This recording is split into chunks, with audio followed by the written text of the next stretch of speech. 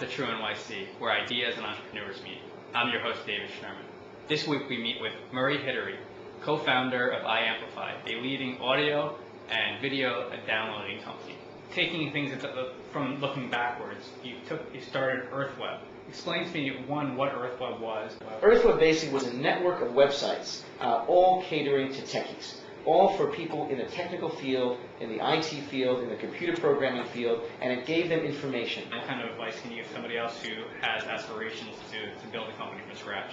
Well, I think the greatest challenge really is to kind of be fearless about the whole process. It could certainly be daunting. At the time I was in my mid-20s. We took the company public. I was, I think, 26, 27 years old. So, it could certainly be, daunting. This is all new. It's a whole new process. But I think what you have to do is just kind of take that on. Ideas come not only to me, but to a lot of people every day, whether it's lying in bed, in the shower, sure, driving around. We all have fabulous ideas. The question is, how can you take that idea from something that's just in your head and executing on it to turn it into an actual company and a thriving business? And I think that's something that my brother and I have kind of figured out, kind of a bit of a formula on, and it all comes down to one thing: good people. And that's really the key to it, and putting together a team of people that can do what you can't do. Right. Because in all the ideas that we've had, most of it, technically, I didn't have the ability myself to do. I'm not a programmer. I'm not a technical person by training. So strictly, I'm coming at it from the creative side, from the vision side. So what we had to do in each case was put people together who had that ability, who shared our vision for those particular companies. And what is iAmplify, and what kind of people did you get to help you Right. build this software Right. technology? Absolutely. And, iAmplify came from an idea, talking about how do you take an idea from initial conception to fruition.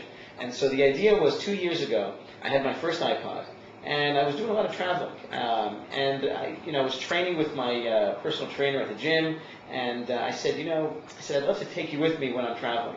And he goes, yeah, that would be great, but, I got to stay here at the gym. I said, well, actually, I think I have a way to do it. And so I recorded him, and then actually put him on my iPod, and then went to the gym when I was traveling on the West Coast or Europe, and I got an incredible workout. Right. Because he was literally virtually with me.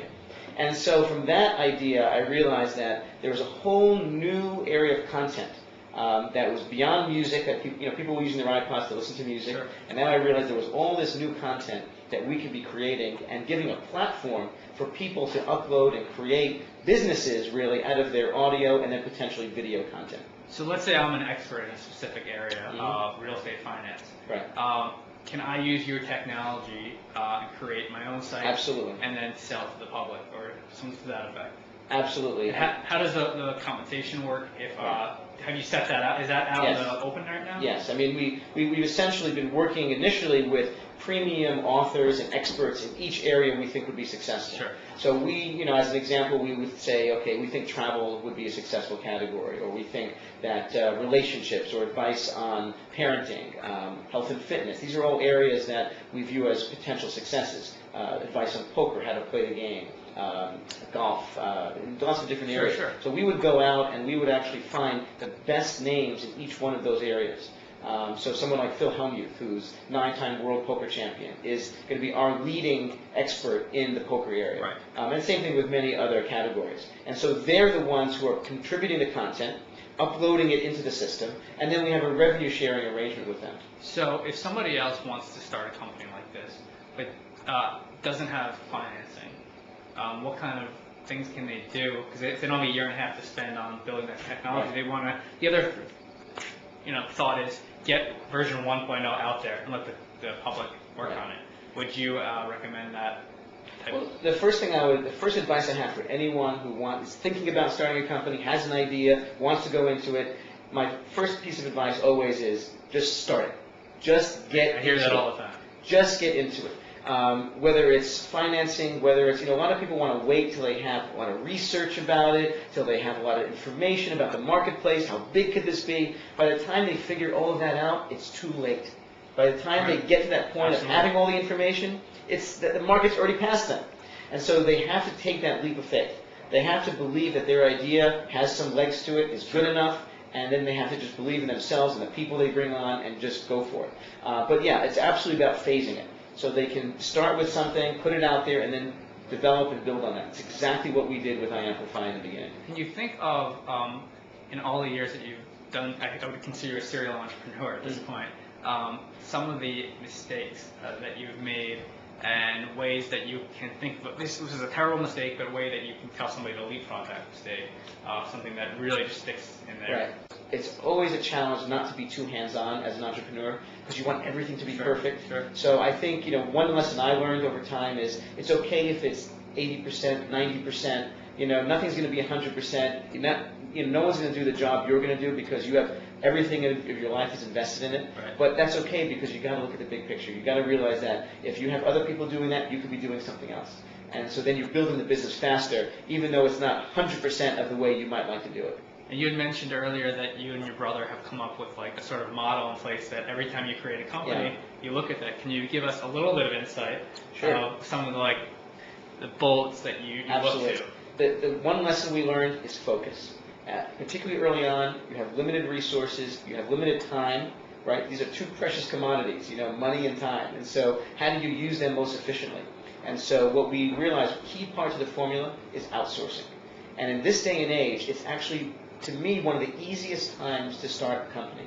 And the reason for that is because almost every service that you need as a company, everything from your finances, as an example, we outsource our complete finance department.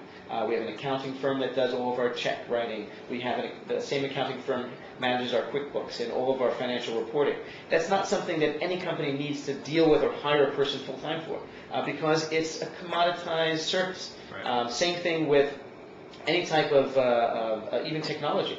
We're able to have our email servers and our web server. Everything is outsourced to the extent we can outsource. Is there any companies off the top of your head that you can recommend to somebody in New York City who wants to outsource human resources or their technology that's helped you out? You say, you know what, this is a good company for you to go to.